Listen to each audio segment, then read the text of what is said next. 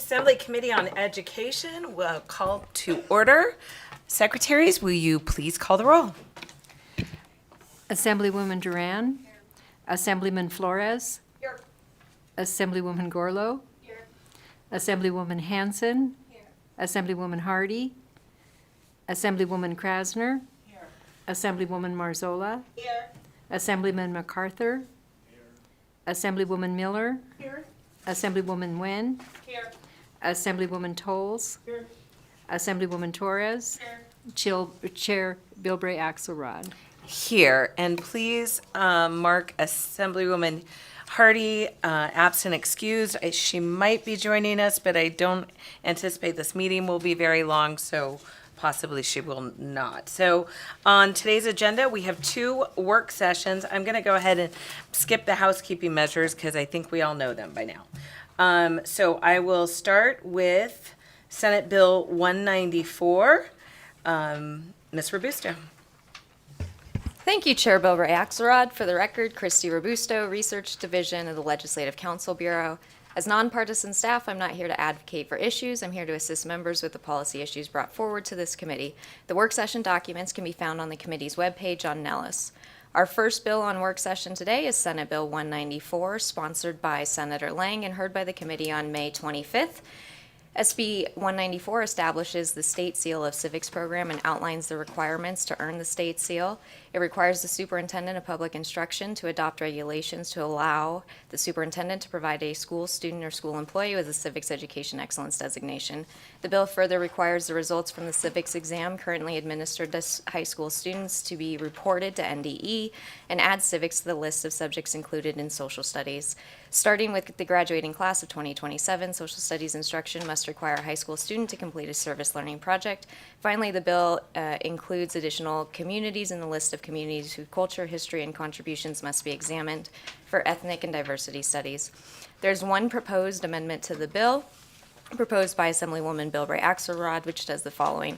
Revises the score requirement on the civics examination from at least 85% to at least 90% in subsection 1B2 of section 3, adds provisions requiring NDE to develop a model rubric for the required service learning project in section 3, and deletes subsection 5 of section 9. Thank you, Madam Chair. Thank you, Ms. Robusto. Before we take a motion, are there questions on SB 194? Assemblyman Flores. Thank you, Madam Chair. I first wanted to thank everyone who worked so diligently on this amendment, every teacher, educator. I thought that was great. Thank you. I just wanted to understand the rationale of going from 85% to 90%. Thank you for the question. I spoke with several members of the committee as well as the bill sponsor, and we kind of just came to the idea that that was still an A-, whereas an 85 was a mid to, lowish B. So we felt very happy with that just because, it's something that is going on your diploma and kids work hard for this, and that's where we landed and feel pretty good about it. Thank you, Madam Chair. Assemblywoman Tolles. Yes, thank you, Madam Chair, and if the sponsor's watching, thank you for this legislation. I think my only regret is that I know both my daughters who were very engaged with the civic programs would have loved to have this. I'm so glad that future generations of students will be able to strive to meet those standards that are set with this amended version. I think it sets a good goal out there for them to really push themselves and feel proud of that seal on their diploma. So I'm glad to support. Thanks. Thank you, Assemblywoman Tolles, and I second that. My daughter will be a senior in 2025, and so I'm hoping that her choice of LVA will have this as an option by that time, because we did put the date of 2027, but as we know, you can do it earlier if you have it put together. So, do we have any other questions? All right, with that, I would take a motion to amend and do pass. To accept the Assemblywoman Bilbray Axelrod. Do pass. That was a long way of saying it, Assemblywoman Krasner. Assemblywoman Krasner has made the motion to amend and do pass. Do I have a second? Second from Assemblywoman Hanson. Any comments? Vice Chair Miller. Thank you, Chair. I actually do not support the amendment of increasing the limit from 85% to 90%. I know that people say that it's voluntary. Obviously, students don't have to do this, but I know that when I look at the equity gaps and the things that we put before our students, we have a group of students that are already working themselves immensely so hard. They're overachievers. They spend hours and hours and hours trying to maintain that status and will already have so many other accolades when they graduate. And for those students, sometimes I want them to slow down a bit and enjoy life and enjoy, being young, as all of our parents told us. And then there's another group of students that work just as hard. They just don't have the extra blessing that sometimes other kids who are a little more academically inclined receive. And I think 85, while you could look at it and say, oh, well, that's just a B, I think that for some students, it also is a huge achievement, and it just gives more students an opportunity to achieve a special accolade as well, those who often have to work harder. But again, in the spirit of being more inclusive and giving wins and celebrations for more of our students to build their confidence, I really appreciated the original form, that it wasn't 85%. So increasing it to a 90, that's just not something that I'm supporting, so I'll be a no on this measure. Thank you, Vice Chair. Any other comments? Thank you, Chair. I just want to take a moment to kind of echo what my colleagues said. I still have concerns with the required service learning project. There are so many classes that have learning projects. I know this summer I will be working on some of them with my kids on B boxes and bat boxes. So I will vote this out of committee, but I do want to reserve my right because I just think that might be asking a little too much. So thanks. Ms. Robusto, if you would. Certainly. Christy Robusto, Research Division, LCB, for the record. The amendment deletes subsection 5 of section 9, which thereby would delete the required class of 2027 and going forward from being required to complete a service learning project as a high school student in order to graduate. And instead, it's just requiring that those that are attempting to receive the State Seal of Civics program be required to complete a service learning project for that particular accolade. Thank you, Madam Chair. That clear? It was removed from the requirement. Okay, thank you. I was misreading it then. No Thanks. problem. Thank you. Okay, with that, I will call the vote. All in favor of amend and do pass Senate SB 194, say aye. Aye. Those opposed, say no. No. Is that just Vice Chair? Yeah. Okay, it does pass with, he, We're good. I'm a yes. he's a yes. He just doesn't want the floor statement, so he's being quiet. Okay, thank you. So a motion does pass with everyone, with just Vice Chair Miller as a no. Next, we will move, what? Oh, floor statement. Floor statement. Oh, I'll give it to Assemblywoman Krasner, who's waving her arms. I don't even know if we're going to get to floor statements, to be honest. Okay, our final bill on work session today is SB 353. Ms. Robusto. Thank you, Madam Chair. Christy Robusto for the record. Senate Bill 353 was sponsored by the Legislative Committee on Education and heard by this committee on May 27th. The bill requires NDE to review certain examinations and assessments administered to pupils for their educational benefit, cost and redundancy, and information skills and abilities measured. It also requires NDE to adopt regulations prescribing limits on the actual instructional time taken to conduct the assessment and the total number of assessments administered in a school year. If these assessments exceed limits, the school district's Board of Trustees and the charter school's governing body must request a waiver from the State Board of Education. And finally, the bill makes an appropriation to NDE for costs related to contract services and adopting regulations to carry out provisions of the bill. There are no amendments for this measure. Thank you, Ms. Robusto. And before I take a motion, I'll ask if there are any questions. I know there is a question because Vice Chair just said that, and I wasn't anticipating that, so I apologize. And I had told NDE they did not need to be here for the work session, so we will make sure that we get the question on the record and we'll get back to you. So, Vice Chair. Thank you, Chair. And this may be a question that our legal is able to answer as well anyways. The question comes from the discussions after the hearing, because I would think people assume we mull over stuff, we chew it, we discuss and that kind of stuff.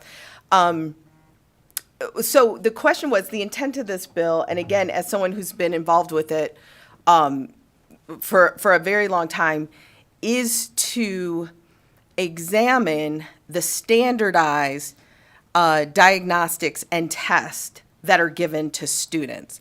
But yet, so we're talking about, and I don't want to name names because I don't want it to sound like I'm attacking anything, but you know, those tests where the whole school stops and everybody's doing it and it cost money and teachers had no choice in it. It's, you know, it's assigned either from the feds, the state, the districts, or the schools, okay? It's not to measure what teachers are doing as part of their daily and weekly instruction and lessons. You know, we're going to have a unit test, we're going to have a chapter test.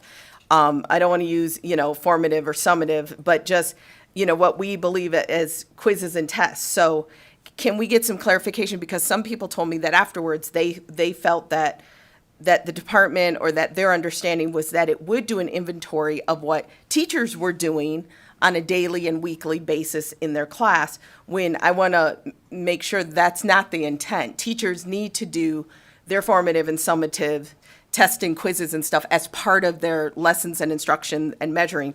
But we're talking about the things, you know, the SBAC, Ames Web, MAPS, you know, I ready, all that kind of stuff. So can legal clarify that at least that it's written in a way that we understand we're not talking about when the teacher gives a weekly math test? Please. Thank you, Madam Chair. Amanda Marinsek, Committee Counsel.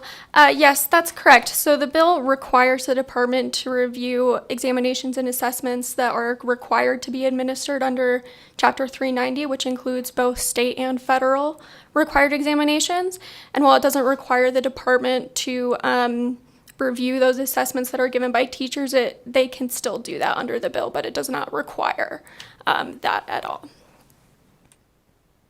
Follow up? So with that, because a few years ago, the department did do one on state and federal and came back with that, but where the real pinch is then the additional ones required by the districts. So does it make clear that, because again, in totality, if you looked at the tests that were administered that are required by the state and federal government, that's not where the utter exhaustion's coming. It's from the additional tests placed on by the districts, and then in even more cases, individual schools. So does it clarify that it's really to get at those additional that aren't already required by the state and fed, but the additional that's being added to what's already required?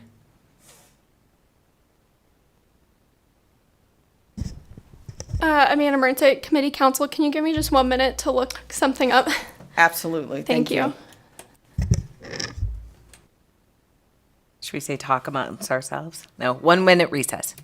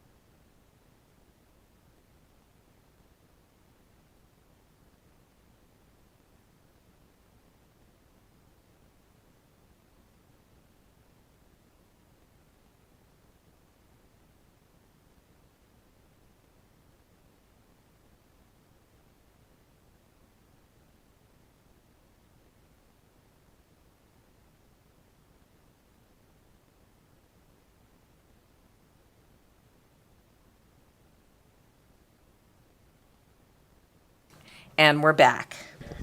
Okay, thank you for the indulgent, Madam Chair, Amanda Marincek, Committee Counsel.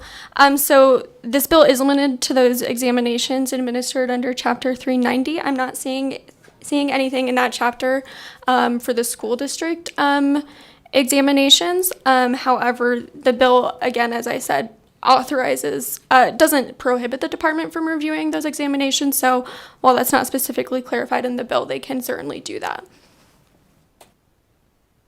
Okay. Vice Chair. Thank you. And with that, because this then is a repeat of what's already been done and was done by Senator Woodhouse's bill back in 2017. And that was part of the presentation where the department examined and then the results came back, which were disappointing because the results came back to here's what the federal government requires, here's what the state government requires, and we're trying to get at all the additional. So I really appreciate that clarification because in that regard, this bill is duplicative of what's already been done and not capturing what not addressing what we're actually trying to capture. So then in that case, there will be a floor amendment because authorizes means you can, and we need to require, so. Thank you. Thank you, Vice Chair, and you're getting a nod from Ms. Robusto, so we will, plenty of time.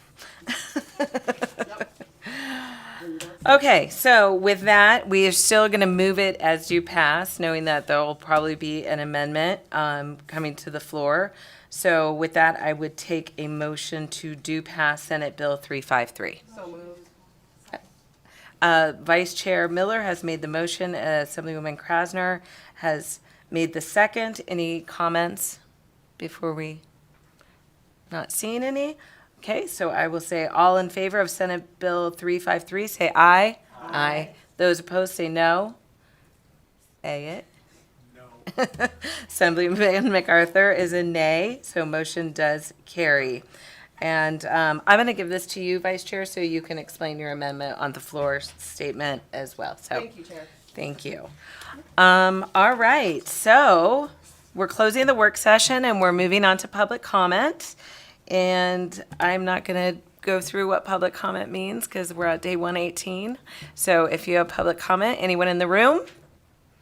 No one on the Zoom? Broadcast services, do we have anyone for public comment? Chair, the line is open and working. However, we have no callers at this time. Thank you very much. And I will just take a point to say thank you to my committee, who has been wonderful, helping me navigate through chairing for the first time. So thank you all with your wonderful questions and your thoughtfulness. And I know all of us agree, most of us, no, I'm just kidding, that it really is all about the kids. And so it's been a wonderful, wonderful thing. And to my committee staff, you guys are amazing. Every chair has talked about it for what you see during this time. There's so much work that's going on behind the scenes. It's sort of like the ducks gliding across the water with the with the fins flapping, paddling. No, they.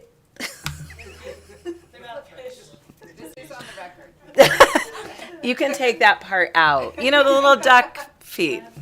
Webbed feet, that was the word, yes. So thank you so much, everyone. And, okay, so Assemblywoman Toles. Krasner. Assemblywoman Krasner. Thank you, Chair Bilberry Axelrod.